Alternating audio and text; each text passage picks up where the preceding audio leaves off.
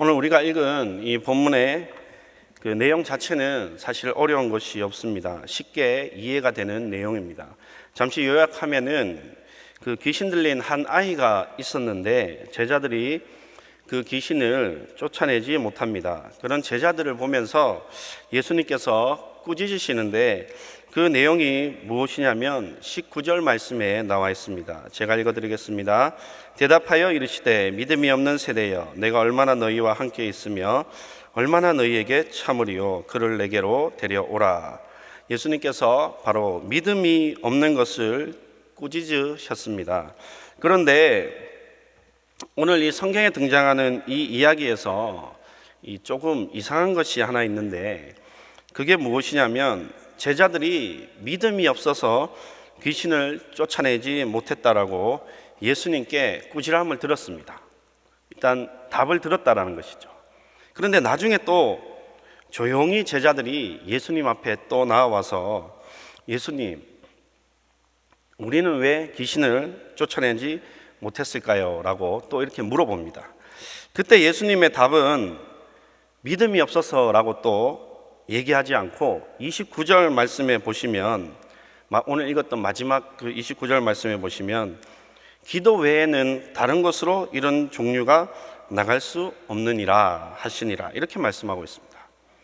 상황에 조금 이렇게 맞지 않는 대답을 하셨다라는 것이죠. 제가 왜 상황에 조금 맞지 않다라고 그 답을 드리냐면, 분명 믿음이 없어서 귀신을 못 쫓아내었다라고 예수님께서 제자들에게 분명히 말했는데, 그런데 또 제자들이 조용히 예수님 앞에 또 나와서 그 예수님, 우리는 왜 귀신을 쫓아내지 못했을까요? 또 물어본단 말이죠. 그런데 예수님께서 그 답을 너희 믿음이 없어서라고 또 그렇게 얘기하지 않고 너희가 기도 외에는 또 기도라고 이렇게 말씀을 했다라는 것입니다.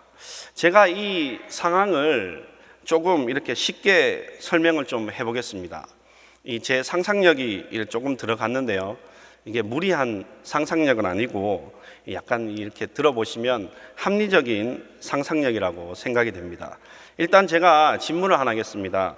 만약 지금 바로 이 자리에 누군가가 이 귀신 들린 자가 있는데, 만약 이 자리에 저에게 와서 목사님, 귀신 좀 쫓아주세요 라고 한다면 저는 그 귀신을 어떻게 쫓아낼까요? 새벽부터 또 너무 어렵습니까? 어떻게 쫓아낼까요? 그렇죠. 기도로 당연히 쫓아내죠. 기도로. 그러면 반대로 성도님들에게 누가 이 귀신 좀 쫓아내 달라고 부탁을 했다라고 한다면 성도님들은 뭘로 쫓아내시겠어요?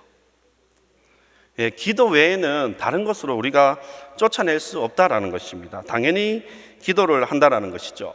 그러면 이제 여기까지 이제 성도님들 잘 따라오셨는데, 그럼 오늘 본문에 등장하는 제자들에게도 이 귀신 들린 사람을 데리고 갔단 말이죠. 그럼 제자들은 귀신을 어떻게 쫓아냈을까요? 쫓아내지를 못했지만. 어렵습니까? 여기까지 잘 따라오셨는데. 저한테도 데리고 오면 저도 당연히 기도 외에는 다른 게 할 수 있는 방법이 없습니다. 성도 여러분들에게도 누가 부탁을 하면은 귀신 좀 쫓아내 주세요 그러면 기도로 쫓아내지 다른 방법이 없다라는 것이죠. 그럼 제자들은 무슨 방법으로 쫓아낼까요? 당연히 제자들도 이렇게 열심히 기도를 했을 것이라는 겁니다. 제가 여기까지 잘 따라오셨죠? 그래서 당연히 제자들도 기도를 했기 때문에 예수님께 조용히 한 번 더 와서 물어봤다라는 것이죠. 왜냐하면 자기들도 열심히 기도했는데 귀신들이 안 나갔어요. 근데 예수님께서 또 오셔서 믿음이 없는 세대들아, 내가 너희를 언제까지 참아야 되겠느냐. 근데 예수님은 다른 방법이 있는가 싶어서 제자들이 가만히 보니까 예수님도 뭘 했냐? 예수님도 기도로 쫓아내셨다라는 것이죠. 그러니까 제자들이, 예수님이 이제 화가 조금 가라앉은 뒤에 조용히 나와서 예수님, 우리는 왜 쫓아내지 못했을까요? 그러니까 이제 예수님이 기도 외에는 답이 없다 또 이렇게 말씀하시는데, 제자들도 기도를 했고 예수님도 기도를 했는데, 그럼 예수님께서 왜 기도 외에는 또 답이 없다 이렇게 말씀했을까요? 여기서 중요한 것은 바로 제자들과 예수님의 기도에 차이가 있었다라는 것입니다. 그 차이는 뭐냐면 바로 믿음이라는 것이죠. 제자들은 믿음 없는 기도를 했고 예수님은 믿음 있는 기도를 했습니다. 그렇다면 성도 여러분, 믿음이 있는 기도는 또 무엇이겠습니까? 강해 설교의 대가 마틴 로이드 존스 목사님이라고 있습니다. 이 목사님이 너무 유명해서 크게 알려지지는 않았지만 로이드 존스 목사님의 스승인 캠벨 몰간이라는 분이 있습니다. 저는 개인적으로 이 몰간 목사님을 더 좋아하는데요. 이 몰간 목사님의 책을 보면은 성경 해석이 간단하고 명료합니다. 그리고 치밀합니다. 그리고 이 몰간 목사님이 기도 바이블이라는 책에서 이런 얘기를 했습니다. 한번 잘 들어보세요. 주님이 가르쳐 주신 기도에 관해 많은 논의를 한 뒤에 기도의 실천이 따르지 않는 것은 전혀 유익하지 않을 뿐 아니라 매우 위험하다. 실천하지 않는 것 자체가, 기도를 실천하지 않는 것 자체가 매우 위험하다, 이렇게 얘기하고 있습니다. 그러면서 우리는 기도의 실천이라는 문제를 진지하게 숙고할 필요가 있다. 오늘날 교회 안에 온갖 풍성한 것들이 많이 있지만 그것과 더불어 심각한 결핍이 있다. 그 결핍은 대다수의 성도들이 기도하지 않는다는 것이다. 이렇게 말했다라는 것입니다. 성도 여러분, 기도하지 않는다라는 말을 오해하지 마시기 바랍니다. 저는 성도님들이 기도를 아주 영원히 단 한 번도, 일주일 동안 살아가면서 단 한 번도 하지 않는다라는 이런 말을 하는 것이 아니라 바로 평소에 기도하지 않는다라는 것입니다. 제자들과 예수님의 기도의 차이는, 믿음의 기도의 차이는 바로 여기에 있습니다. 기도 외엔 이런 유가 나갈 수 없느니라. 똑같이 기도했지만 예수님께서 이 말한 기도는 바로 평소에 하는 기도를 말씀하고 있다는 것입니다. 예수님은 이것을 믿음이라고 얘기했습니다. 그러니까 믿음이 없으니까 믿음 자체가 없는 사람은 평소에 기도하지 않는다라는 것이에요.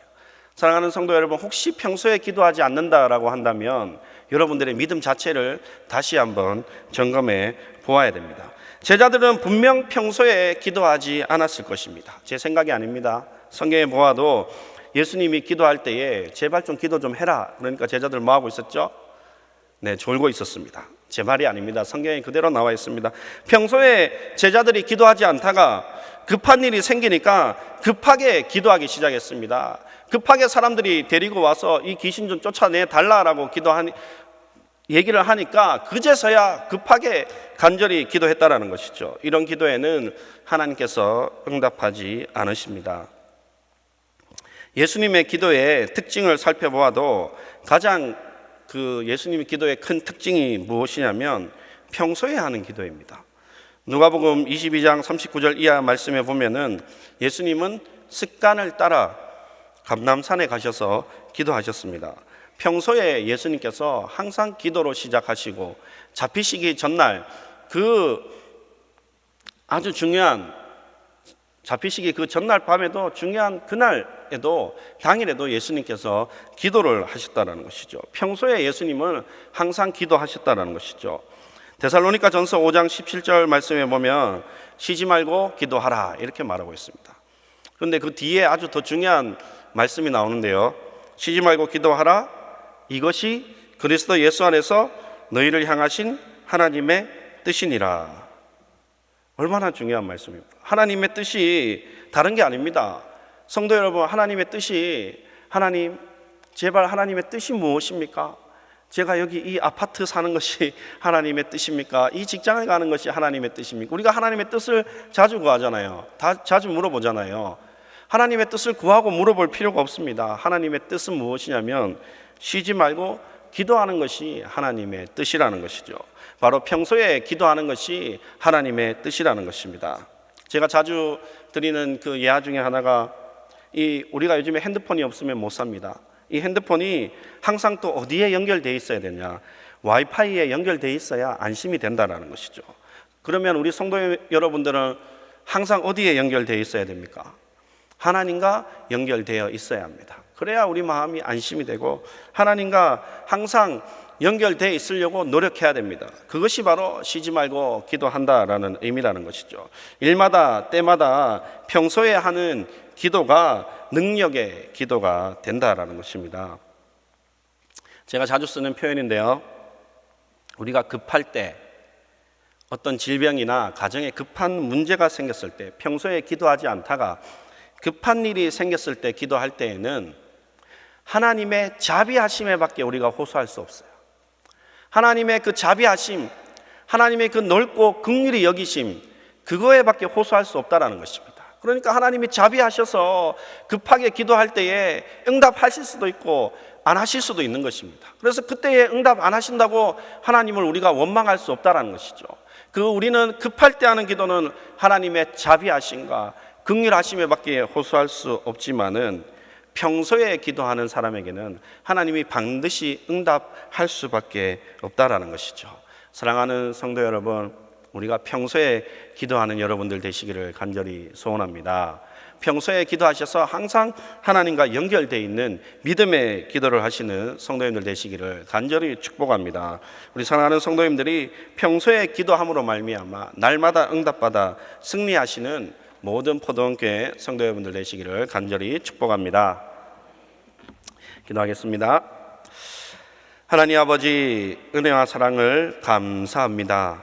오늘 말씀처럼 사랑하는 귀한 성도님들이 평소에 하나님께 기도하는 성도님들 되게 하여 주시옵소서. 그러므로 말미암아 가정의 수많은 문제들 또한 해결해야 될 여러 가지 일들 가운데에 날마다 하나님 앞에 응답받고 승리하는 우리 귀한 성도님들 다 될 수 있도록 축복하여 주시옵소서. 하나님 아버지, 이 시대에 포도원교회를 남다르고 특별하게 사용하여 주시고 수많은 사람들을 구원하는 데에 부족함이 없도록 하나님 우리 교회를 사용하여 주시옵소서. 특별히 김문은 담임 목사님 영육간의 강건함으로 붙들어 주시고 피곤치 않게 하여 주시고 맡은 사명, 맡은 사역 잘 감당할 수 있도록 하나님께서 항상 성령으로 충만케 하여 주시옵소서. 하나님 아버지, 또한 이 나라 이 민족 불쌍히 여겨주시고 긍휼히 여겨주시고 이 땅 가운데 모든 더러운 죄악들이 떠나가게 하여 주시고 하나님의 공의와 정의가 선포되는 귀한 나라 될 수 있도록 하나님 이 나라 축복하여 주시옵소서. 하나님 또한 이 새벽에 우리 사랑하는 성도님들이 귀한 예물을 올려드립니다. 하나님 이 예물이 쓰이는 곳곳마다 하나님 나라가 확장되어져 가게 하여 주시고 이 예물을 통하여서 모든 영광 하나님께서 받아 주시옵소서. 또한 이 새벽에 하나님 앞에 부르짖고 기도하며 나아갈 때에 하나님께서 응답하여 주시고 하나님께서 역사하여 주시고 우리 가운데에 믿음의 기도를 드리는 귀한 새벽이 될 수 있도록 은혜를 다하여 주시옵소서. 감사를 드리며 이 모든 것 예수님 이름으로 간절히 기도합니다. 아멘.